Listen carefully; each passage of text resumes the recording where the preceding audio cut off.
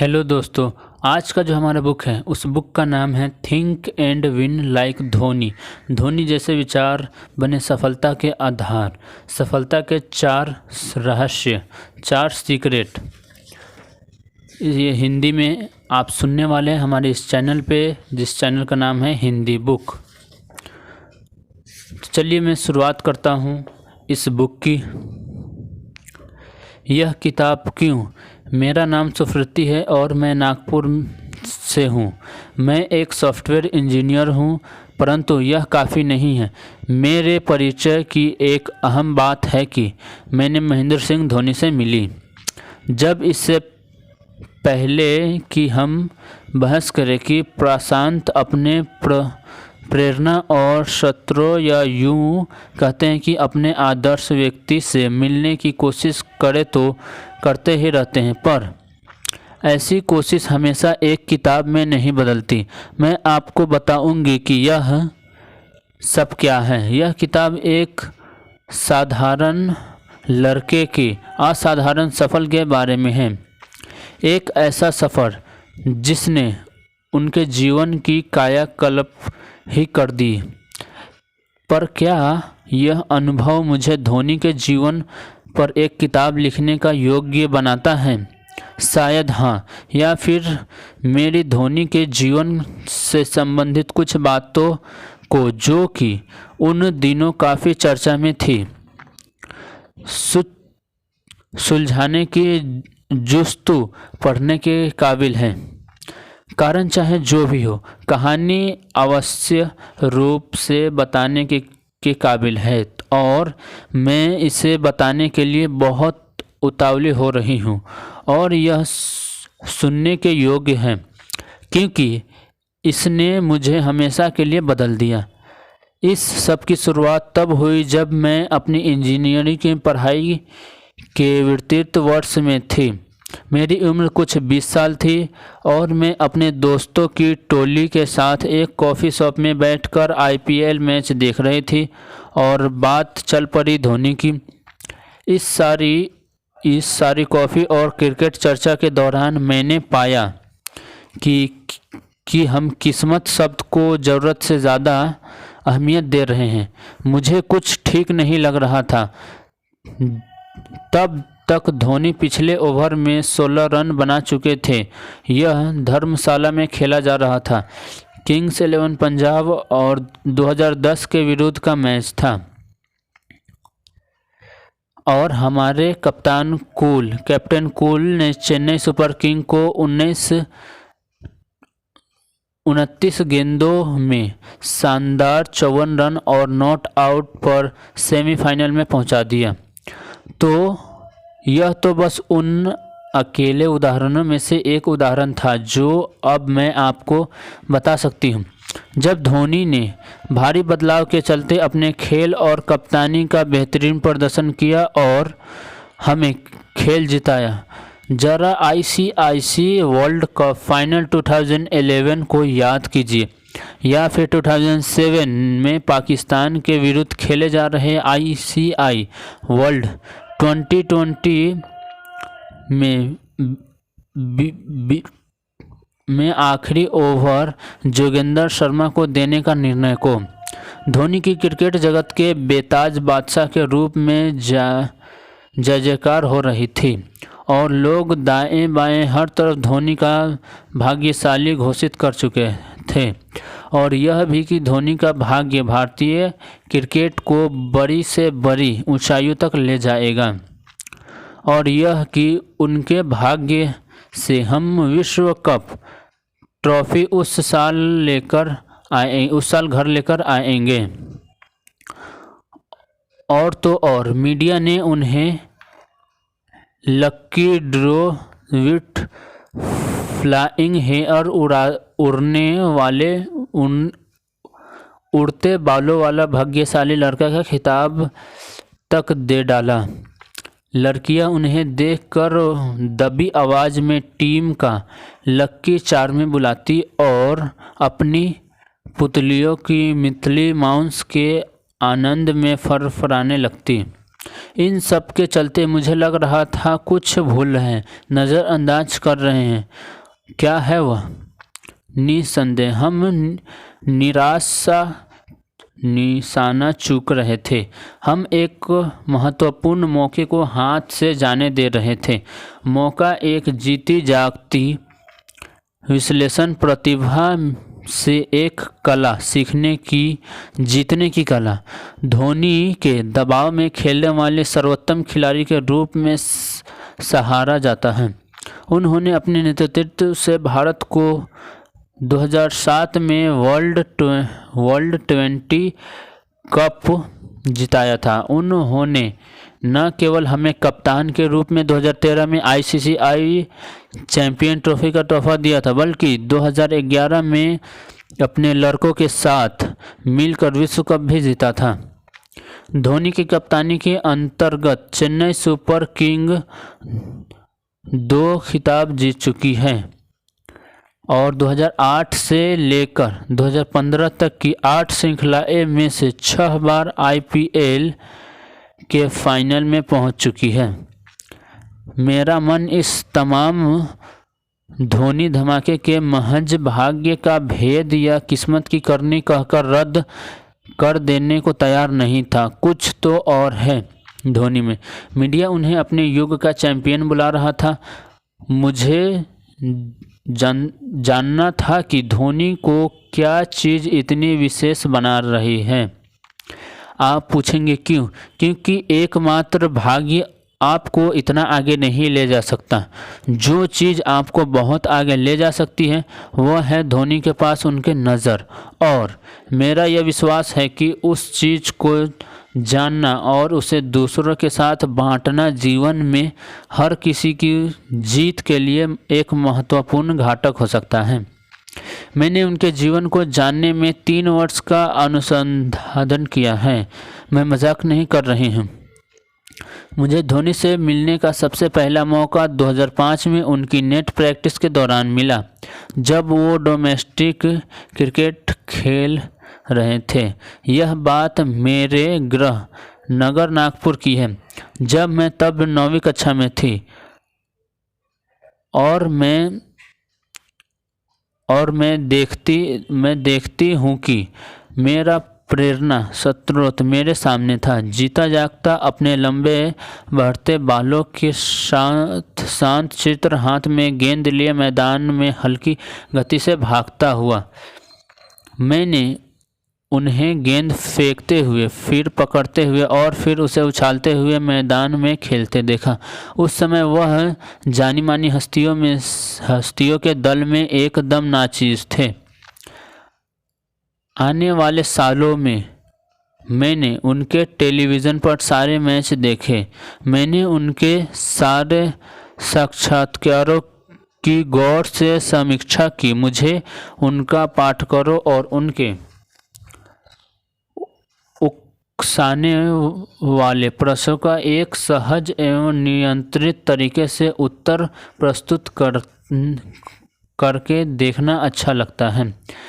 मैंने मैदान में और मैदान के बाहर उनकी भाव भंगिमा का अध्ययन किया। मेरे प्रसाधन कक्ष के आने वाले आवाज़ों को बहुत ध्यान से सुना। कमेटी बॉक्स के उनके साथियों के विचारों को सुनो। उनके मैच के उपरांत के प्रस्तुति साक्षात्कार, उनकी सहज तेज आंखों और यकीन से भरी मुस्कान, मैंने सब कुछ देखा। और जब मैं आश्चर्य हो गई कि मैं धोनी के बारे में जितना जानने को है जान चुकी हूँ, मैं उनसे मुलाकात करने निकल पड़ी, यह जानने के लिए कि उनके सानिध्य को होना कैसा लगता है। और फिर क्या था, देखते ही देखते मुझे लगा कि मैंने मेरे शांति और ऊर्जा से भरपूर एक अनदेखा भानवर से पांव रख दिया। मैं उनकी सरलता, उनके बात करने के आसान एवं स्थिर तरीके एवं धरातल से जुड़े होकर रहित सारे रवैया से एकदम मंत्रमुग्ध हो गई। हमारी बातचीत के दौरान वो काफ़ी मुस्कुरा रहे थे और उनकी मुस्कुराहट कैमरे के लिए नहीं थी, बल्कि एकदम स्वाभाविक और बेतकल्लुफ़ थी। जब मैंने उनको बताया कि किताब मैंने बस अभी शुरू की है, उन्होंने मुझे चुटकियों में आश्वस्त दिया और अब आप इसको पूरा भी जल्द ही कर लोगे। बस अपने दिल की सुनो और फॉलो द प्रोसेस जो भी कार्य प्रणाली है उसका अनुसरण करें। उनका ये प्रोत्साहन भरे सरल शब्द कहने का तरीका उनके अंदर विनम्रता एवं स्वाभाविक नेता का परिचय देता है। मैं हैरान थी कि कैसे एकदम सही परिणाम में उन्होंने यह जीत का मादक नुस्खा मेरे सामने रख दिया। उससे बातचीत करके मैं खुशी से ठनठना जाती थी। मैंने यह देखा है कि जब धोनी अपने तन मन से मैदान की ओर प्रस्थान कर रहे होते हैं तो कोई भी उनके द्वारा पीछे छोड़े जा रहे जीत के पाठ को अदृश्य संकेत देख सकता है। मैदान में जो शक्ति के चिन्ह जो वो छोड़ जाते हैं उन्हें नकारा नहीं जा सकता। धोनी को जानने के लिए किए गए सफ़र में मैंने पांच वो गुण चुने हैं जो धोनी को इतने विशाल परिणाम का विजेता बनाते हैं। उनके शक्ति चिन्हों को 5 अविवादित लक्षण, सिर्फ 5। वो सरल है, वो मध्य है, वो हमारे भीतर है और हमें इन्हें खोद कर बाहर निकालना और प्रयोग में लाना है। इन पत्रों के माध्यम से मैं यही 5 गुण सामने लाऊंगी जिन्होंने धोनी के जीवन को बदल दिया और जो धोनी स्वयं कहते हैं कि आपके जीवन को भी बदल सकते हैं। और शुरू करने से पहले बस इतना ज़रूर कहूँगी कि कोशिश तो करो, इतना मुश्किल नहीं है। मुझे वो दिन अच्छे से याद है जब मैं श्रीलंका के विरुद्ध खेले जाने वाला सेस्कॉल मोबाइल कप फाइनल 2030 देख रही थी। धोनी क्रीज में थे, 9 विकेट गिर चुकी थी और 6 गेंदों में 15 रन चाहिए थे। धोनी ने भरपूर दबाव में बेहतरीन प्रदर्शन कर फाइनल कप तक कर दिया और भारत ने 1 विकेट और 2 गेंदों से खेल जीत ली। भारत 49 ओवर 4 बॉल में 203 रन 9 विकेट पर श्रीलंका को 48 ओवर 5 बॉल में 201 रनों पे 10 विकेट। धोनी ने 52 गेंदों में 45 रन बनाए। मैं टेलीविज़न के पर्दे पर उनका स्थिर बर्फ की तरह ठंडा भाव विहीन चेहरा देख रही थी। मैं अपने नाखून चबा रही हूँ और अपनी टांगों को अदर्भ तरीके से आगे पीछे कर रही हूँ। कमेंट्री बॉक्स में कमेंटेटर भी एक धीमा और सरल लहाज अपना लेता है। भीड़ एक लंबी और भारी सांस लेती है और फिर उठता है गर्म और लहरी हवा, एक गुब्बारा और थम जाता है। धोनी पूर्णतः शांत है। मैं हैरान हूँ, यह कैसे हो सकता है कि मैं नाखून चबा रही हूँ, धोनी नहीं। धोनी क्या सोच रहा है? इस स्थिर चेहरे और इस शांत आँखों के जरे के पीछे क्या चल रहा है? ऐसे हजारों सवाल मेरे जहन में एक दूसरे का पीछा कर रहे थे। पर अगर मैं अपने इस प्रश्नों के उत्तर धोनी की आंखों और उनकी भावभंगिमा में खोज रही थी तो वो तो वहाँ से तो कुछ मिलने वाला था नहीं। वह अपनी मानसिक अवस्था का खुलासा करने वाले नहीं थे। उन्होंने ना तो अपने पैरों को घबराहट में हिलाया और न ही अपने नाखूनों को चबाया। अगर वह घबराए हुए होते तो उसे जानने का कोई रास्ता नहीं था और मेरी ही तरह विरोधी टोली के खिलाड़ी भी एकदम अनभिष्ट थे। धोनी के मन और दिमाग को पढ़ कर एक लड़ाई की कूटनीति बन ही नहीं सकती थी। इसका अर्थ क्या था? इसका अर्थ था कि अब तक अगर क्रिकेट की दुनिया में कोई पूर्व निर्धारित योजना का पालन किया जाता था तो धोनी धीरे से पर यकीनन उन्हीं नियमों को बदल रहे थे। तो फिर धोनी घटक क्या है?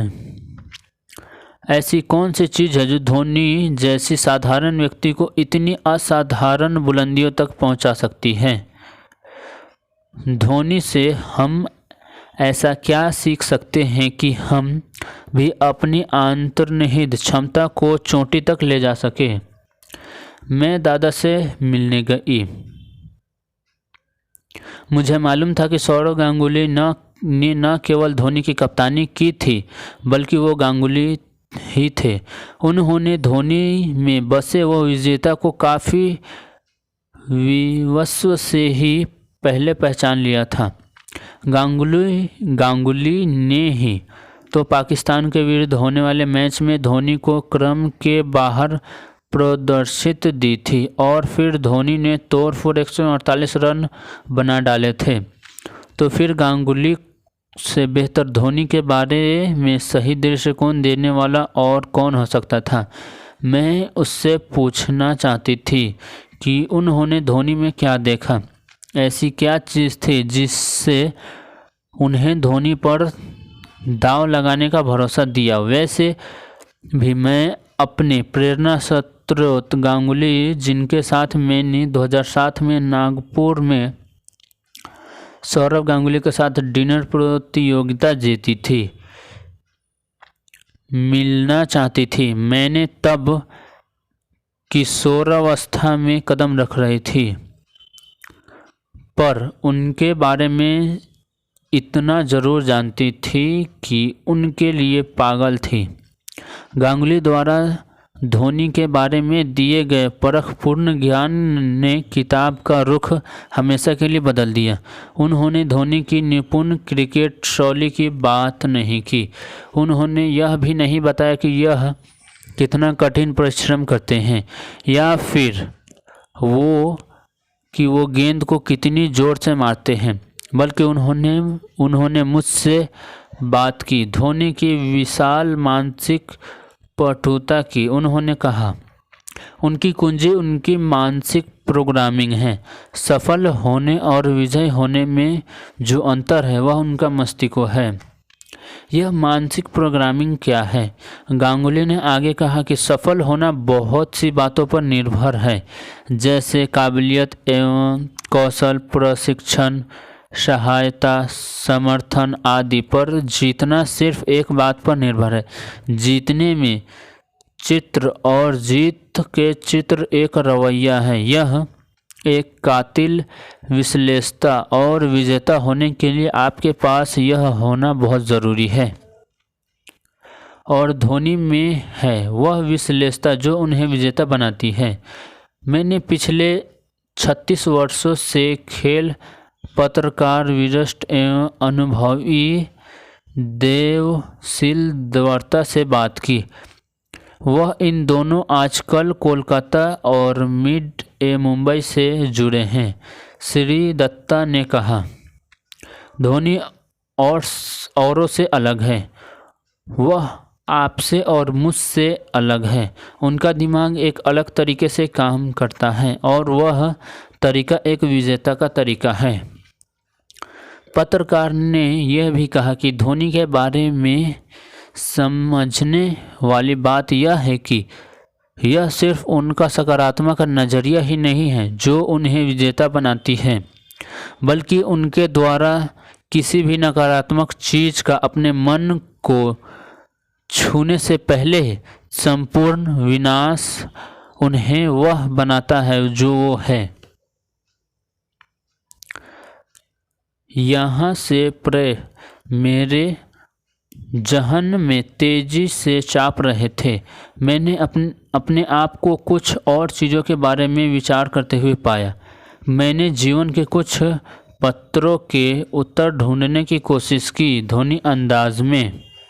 उदाहरण के तौर पर ज़रा गौर कीजिए कि कैसे शाहरुख खान, जो फिल्मी दुनिया में नाचीज़ थे, बॉलीवुड का सबसे ऊंचा सितारा बन गए। उनकी कोई धर्म शिक्षक नहीं था, न ही वह कोई खास सुंदर, गोरे या लंबे हैं, पर उन्होंने वह प्राप्त किया जो बहुत से सितारों के बच्चे एक ज़बरदस्त समर्थन के बावजूद भी नहीं पाए। यह एक तरह के ध्वनि अंदाज ही है। मार्क जुकरबर्ग, जो सोशल नेटवर्क साइट फेसबुक के मालिक एवं मुख्य कार्यकारी हैं, ने अपने कंपनियों स्थापित करने के लिए महाविद्यालय की पढ़ाई बीच में ही छोड़ दी। आज वो विश्व के चौथे सबसे अमीर व्यक्ति हैं और सबसे कम उम्र में अरबपति हैं, जबकि बहुत सारे होनहार तथा श्रेणी के लोग जीवन में कुछ बड़ा करने में असफल हो जाते हैं। या फिर उन क्रिकेटर की हस्तियों के बच्चे के ही ले लो, जो जीवन में कुछ खास नहीं कर पाते, जबकि उनको वह संसाधन चांदी की तस्तरी में उपलब्ध कराई जाती है। ध्वनि जितनी प्रतिक्रिया और एकदम प्रतिकूल थी, वह बहाव के विरुद्ध तैरते हुए भी संसार जीत लिया है। कैसे करते हैं ध्वनियाँ? और क्रिकेट के खेल में क्या दो अंतर्राष्ट्रीय टीमों के लिए जो कि एक ही मैदान में साथ खड़ी है, इतना अलग अलग स्थायी होना संभव है? पाकिस्तान का क्रिकेट टीम उनकी भारत के साथ जीते गए मैचों की संख्या भारत से ज़्यादा है और आज तक कभी भी भारत के विरुद्ध विश्व कप नहीं जीता है। पाकिस्तान जैसी मांझी हुई टीम भारत के विरुद्ध विश्व कप जीतने के दबाव में हार क्यों जाती है? उनके खिलाड़ियों को मैदान में क्या हो जाता है? जानो माने मनोवैज्ञानिक इस विचित्र स्थिति का कारण मानसिक निपुणता बताते हैं। उनका कहना है, सफल के मार्ग में लगभग 70% श्रेय मानसिक निपुणता को जाता है, बाकी 30% पैदाइशी या सीखी गई गुणवत्ता को। जहां मीडिया एकदम स्पष्ट 30 को अहमियत देता है, मैं 70 को, वो बड़े हिस्से को समझना चाह रही थी, क्योंकि यह 70 ही तो 30 को उपयोगी बनाता है। उत्तर था धोनी और उनकी विशाल मानसिक क्षमता। अब आप ये कहानी सुनिए और देखिए कि क्या आप धोनी के मानसिक ढांचे का पार पा सकते हैं। इस किताब को लिखने के दौरान मैंने काफ़ी लोगों के साक्षात्कार किया। लक्ष्मी रतन शुक्ला उसमें से एक थे। आप सोचेंगे वह क्यों? उत्तर सीधा है। शुक्ला ने धोनी के साथ मैदान में उस वक्त खेला जब धोनी सिर्फ धोनी थे और द धोनी नहीं। शुक्ला ने उनके पास रणजी ट्रॉफी, दिलीप ट्रॉफी एवं अन्य डोमेस्टिक मैच खेले हैं और उनकी कप्तानी भी की है। उनका क्रिकेट में साथ 1999 से है, जब धोनी के लंबे सेक्सी बाल लड़कों और लड़कियां दोनों का ध्यान अपनी ओर आकर्षित करते थे। मैंने शुक्ला से पूछा कि क्या वह उस क्षण टिप्पणी करना चाहेंगे। वह भारत के विश्व कप 2011 जीता था और कप्तान बिना किसी धूमधाम के भाग लिए मैदान छोड़कर चले गए थे। शुक्ला बोले, देखिए, अगर हम धोनी के मन को समझने की कोशिश कर रहे हैं तो उनके बारे में एक बात समझना जरूरी है। केवल धोनी जैसा व्यक्ति ही यह कर सकता है। इतने महत्वपूर्ण मैच को जीतने और फिर तारीफ किसी और के लिए छोड़कर चुपचाप पीछे हट जाना। जब धोनी को इस पर टिप्पणी करने को कहा गया था तो उन्होंने कहा था कि यह जीत सचिन की है। धोनी विरल थे क्योंकि वह ही ऐसा कुछ करने का सामर्थ्य रखते हैं। अगर हम उनके इस तत्व को समझ जाए तो हम धोनी के अंदर बसे जीत के घाट को भी समझ जाएंगे। मुझे उस जीतने की कला को समझना था। मैं जानना चाहती थी कि धोनी जीत और हार को कैसे लेते हैं। उनका क्रिकेट के प्रति दृष्टिकोण, उनके अपने साथियों के प्रति विचार, उनका अपनी टीम के प्रति रवैया। मैं उन महान धोनी रूपी संसाधन को जानना चाहती थी और इसका उत्तर मुझे मिला धोनी की 5 विशेषताओं में।